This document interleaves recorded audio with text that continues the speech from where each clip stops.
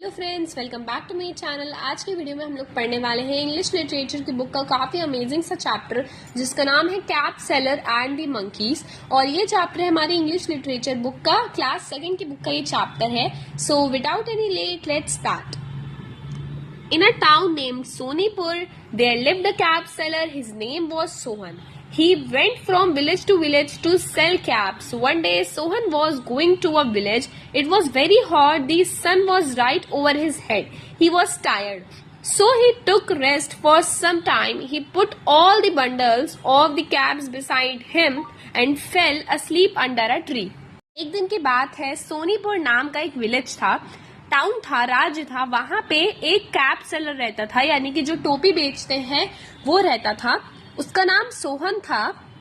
वो विलेज से विलेज यानी कि एक गांव से दूसरे गांव जाकर अपनी टोपियां बेचता था। एक दिन की बात है, सोहन एक विलेज जा रहा था, यानी कि एक गांव में जा रहा था और बहुत ज्यादा गर्मी थी। सन यानी कि जो सूरज था वो उसके एकदम सर पे था। उसको बहुत तेज गर्मी हो रही थी और वो बहुत थक गया था।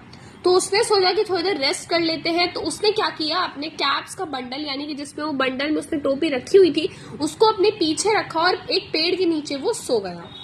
One tree there was some monkeys. They saw the man sleeping and the bundle of caps lying beside him. The monkeys came near the bundle. They took away all the caps and wore them on their heads. Then they climbed up the tree. जिस पेड़ के नीचे वो सो रहा था उस पेड़ पे बहुत सारे मंकीज थे, यानी कि बंदर थे। मंकीज ने देखा कि जो इंसान है, आदमी है, वो नीचे सो रहा है। तो वो जो कैप का बंडल था उसके पास गए और उन्होंने सारी कैप, सारी टोपियां लेके भाग गए और अपने सर पे उनको पहन ली और वो ट्री के ऊपर वापस चढ़ गए। After some time, the cap seller woke up. He found all his caps are missing. He looked up at the monkeys. They had caps on their head. The cap seller was very upset. He wanted his caps back. He started crying. The monkeys also started crying. तो जब cap seller की आंखें खुली, उसने देखा कि उसकी सारी कैप्स मिसिंग है, उसकी एक भी कैप उसके बंडल के अंदर नहीं है। तो उसने मंकीज की तरफ देखा, ऊपर पेड़ के ऊपर। तो वो बहुत ज्यादा अपसेट हो गया कि उसने उसकी सारी कैप्स ले ली है। तो जो कैप सेलर था वो रोने लगा, सोहन जो था वो रोने लगा। और वो देखता है कि मंकी भी उसको देख के रोने लगते हैं।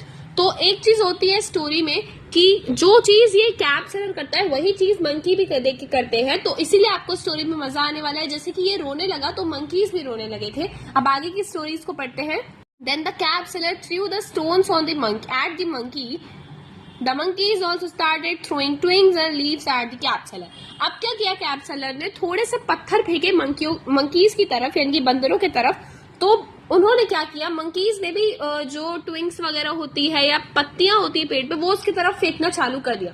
The cap seller said to himself, the monkeys do just what I do. What should I do to get my caps back? जो कैप सेलर था वो समझ गया था कि जो वो कर रहा था वही चीज मंकी भी देख के दोहरा रहे थे, वही चीज वो भी कर रहे थे। तो अब मुझे क्या करना चाहिए जिससे कि मुझे मेरी कैप्स जो है, जो टोपी है, वो वापस मिल जाए। He thought of an idea. He took off his own cap. The monkeys also took off their cap. The cap seller threw away his cap. The monkey also did the same. The cap seller collected all his caps. He was now happy and went back to the village to sell the caps. तो अब क्या हुआ, जो cap seller था उसके पास एक idea आया कि उसने जो कैप पहन रखी है, अब उसके पास कोई एक्स्ट्रा कैप तो थी नहीं। तो उसने अपनी ही कैप उतारी और उसको नीचे फेंक दिया। अब जब मंकी उसकी नकल कर रहे थे, यानी कि जो वो कर रहा था वही कर रहे थे, तो मंकीज भी ऑब्वियस सी बात है वही करते। तो मंकीज ने भी क्या किया, अपनी कैप उठाई सबने एक और वो नीचे फेंक दी। जो है मंकीज ने सारी कैप नीचे फेंक दी। जो कैप सेलर था वो बहुत ज्यादा खुश हो गया कि उसको उसकी सारी कैप्स मिल गई और वो सारी कैप्स को कलेक्ट कर लिया अपने बंडल बना के और वो वापस चला गया विलेज में, यानी कि गांव में, अपनी कैप्स को बेचने के लिए। तो यहाँ पे हम लोग वर्ड मीनिंग देख लेते हैं। इसमें इंग्लिश का वर्ड है एंड उसमें इंग्लिश ही मीनिंग दी हुई है। टायर्ड, लैक ऑफ एनर्जी यानी कि बहुत थका हुआ।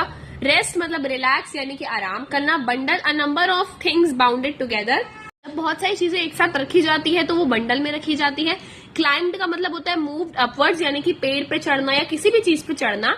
अपसेट का मतलब होता है डिस्टर्ब, यानी कि वो बहुत ज्यादा परेशान हो गया। ट्विंग्स का मतलब होता है small branches of the tree, यानी कि जो ट्रीज की स्मॉल ब्रांचेस होती है जिनको तोड़ना बहुत आसान होता है। मोटी मोटी ब्रांच तो तोड़ नहीं सकते हैं, तो जो स्मॉल ब्रांचेस होती है उनको बोलते हैं ट्विंग्स। आपको इस चैप्टर का एक्सप्लेनेशन अच्छा लगा हो so like, share, subscribe my channel.